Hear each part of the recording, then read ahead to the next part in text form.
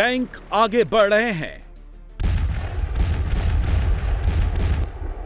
Drone activate हो गए हैं।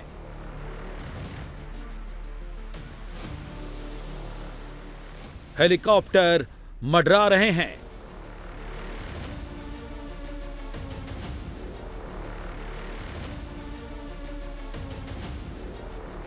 जेट उड़ाने भर रहे हैं।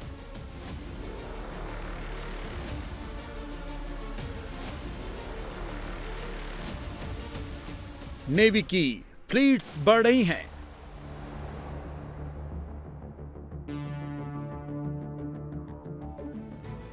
Indian navy, Indian air force, Indian army ready हो गई है। साउदर्न कमांड का त्रिशूल दुश्मन को निगलने के लिए तैयार है।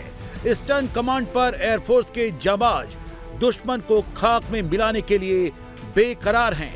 इंडिकेशन बिल्कुल साफ है। अब की बार वार तो होगा 3 तरफा प्रहार। नेवी, एयरफोर्स, आर्मी हैं तीनों एक साथ तैयार।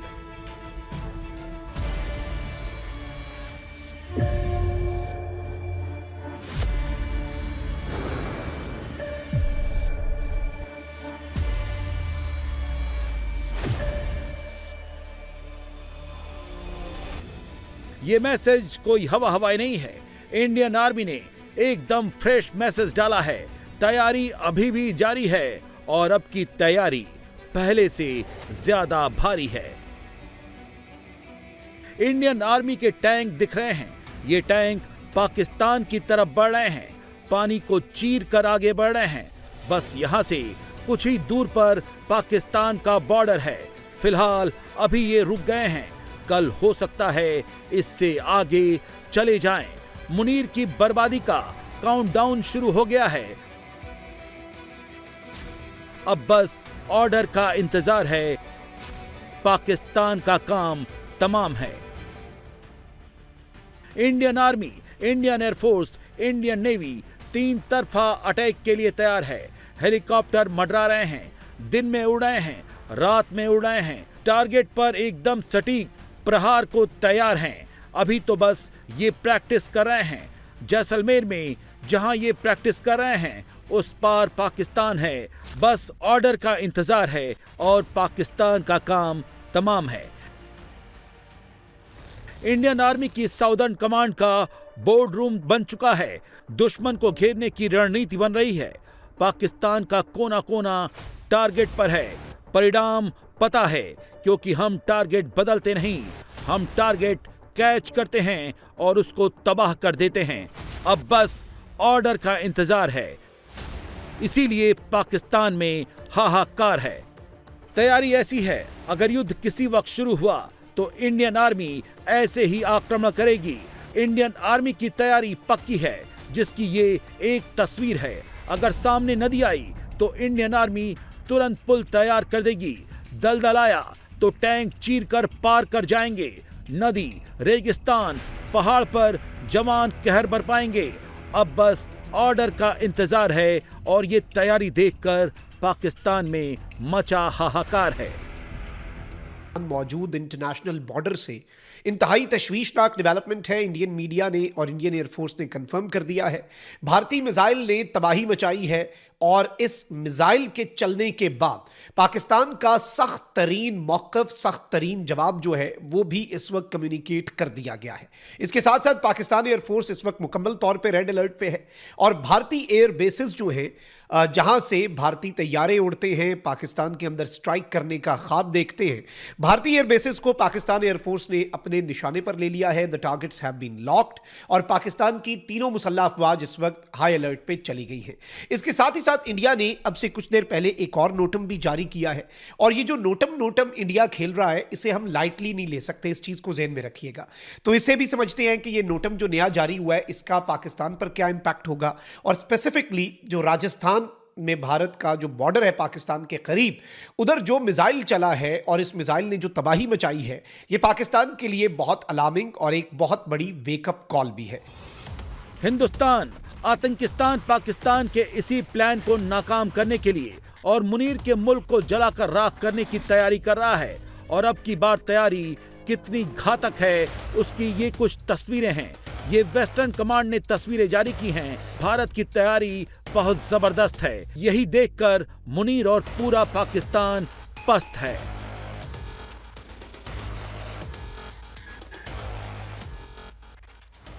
हम पूरे विश्व को अपना परिवार मानते हैं। जिन लोगों ने अपराध किया था उनको सजा मिलनी चाहिए थी, वो मिली। और आगे कुछ हुआ तो बहनों भाइयों, न भूतो न भविष्य।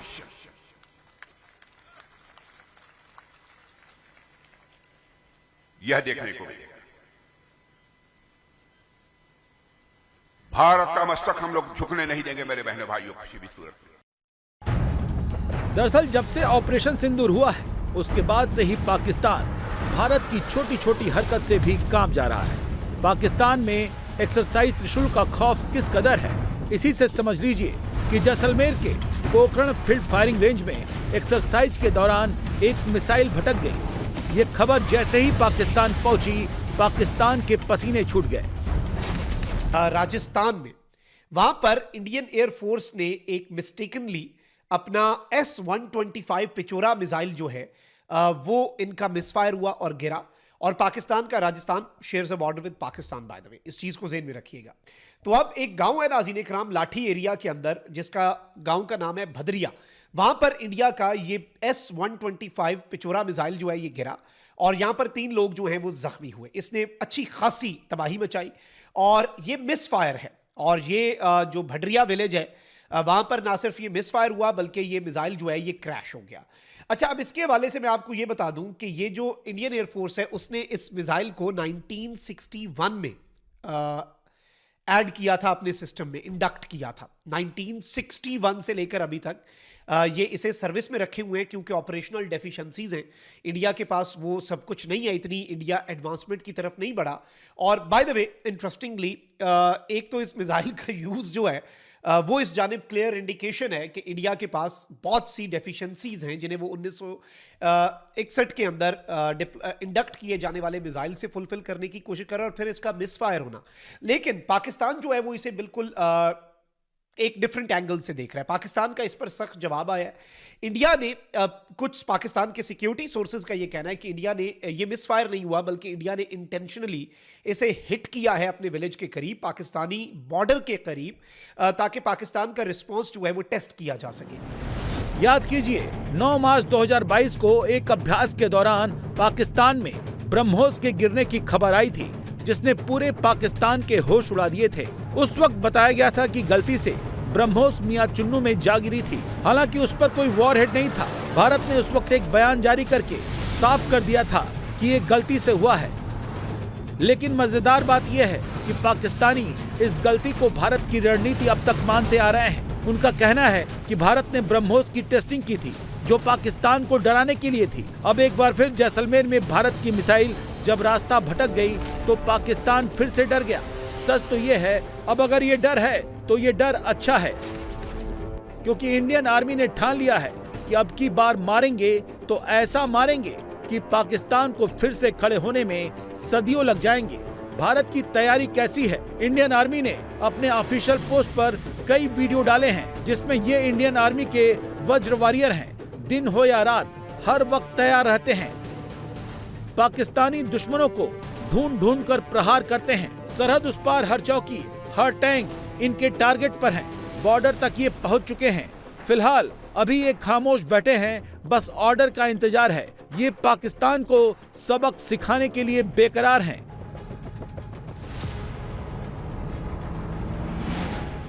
एक तरफ भारत की तैयारी से पाकिस्तान में हलचल मची हुई है, दूसरी तरफ अमेरिका और भारत के संबंध पटरी पर आने से पाकिस्तान परेशान हो गया है।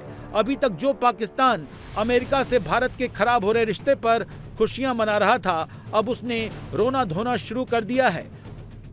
वजह यह है कि हिंदुस्तान एरोनॉटिक्स लिमिटेड ने भारत के तेजस लाइट कॉम्बैट एयरक्राफ्ट के लिए 113 F404G IN-20 जेट इंजन की सप्लाई के लिए जी एरोस्पेस के साथ $1 करोड़ की डील पर साइन कर दिए हैं। जैसे ही ये खबर सामने आई, मुनीर के पालतू बिलबिलाने लगे।